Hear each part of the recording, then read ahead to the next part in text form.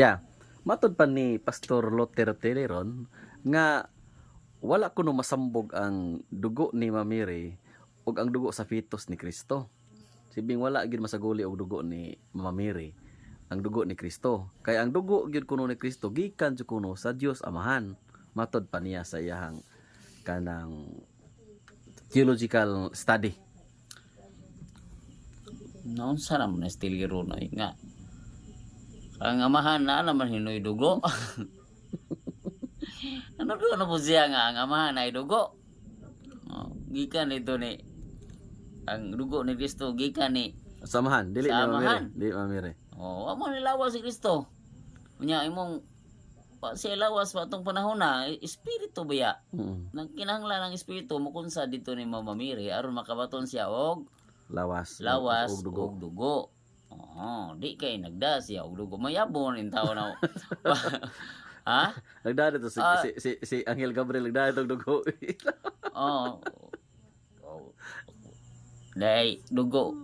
Mamiri, Maria. Maria imna ni. Ang Ana. dugo ni Samahan. Kaya ang dugo ni sa amahan. Kaunsa man tiliron in tawon. Oy, ako si sakop ni tiliron mo undang ko dito oy. Mo undang. Biological father Di pa. naman nagamahan in tawon og dugo nga wa man na sa iyahang role. Wa. Nga ang God the Father makapatunog dugo.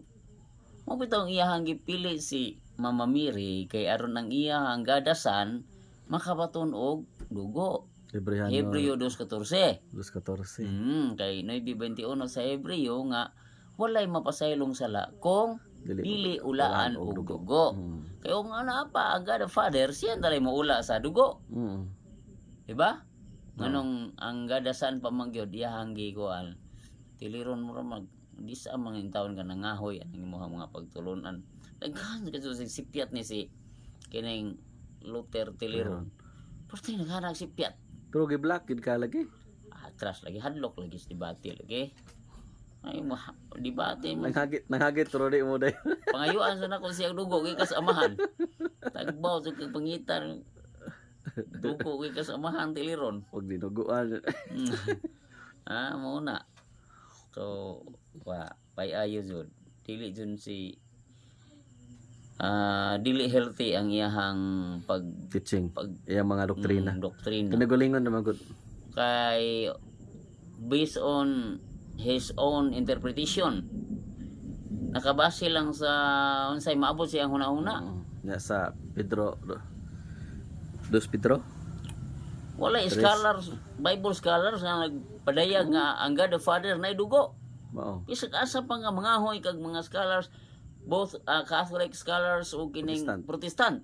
Wala. Ano man mo din siya gireject ni siya sa mga Protestante no? Makadakan sa teaching nga di mao lagi.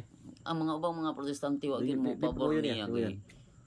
Unsa na naman hinoy dugo ang God the Father na unsa niya si San Jose biological father na unsa naman tan. Usa ka sipiat nimo. Sipiat ang imong pagtulunan tanan. Ha? Sipiat. Kay di naman na nimo siya ma-fix. Di na. Pero giangkon mo gyud niya nga sipiat kuno siya atong biological father. Ihar jud kuno tong kagalingon nga termino. Kung anong gamit magag terminong sayop. Sayo. So, nagpasabot. Iya lang yung gibutang sa peligro ang iyahang mga membro. Nagtudlo siya sayop.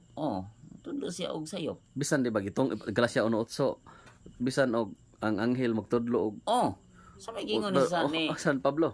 Tunglo. Ipatunglo ang mga Gitunglo na siya ni San Pablo daan. magtudlo og dili. Bisag magdebate mi ako pamutodaan nga si Luther gitunglo ni San Pablo. Ako pamutodaan nga si Luther gitunglo ni San Pablo. Ang problema niya kay dili na kita ka kuan niya mention niya, di na takatag niya kay iya magi-block. Pero nga tong mga follower, wa man niya nagi-block, pwede siyang ma-mention. So pwede siyang makuan dia pon siya nga kanang nanudlo og sayo. Kanang wala gyud problema lagi kay iyang ipanghambog ng iyang sayaw-sayaw sa simbahan. So TikTok niya panudlo og di mao. Jadi bigod mo ang kung sayop siya pero iya gyud pang ipadayon.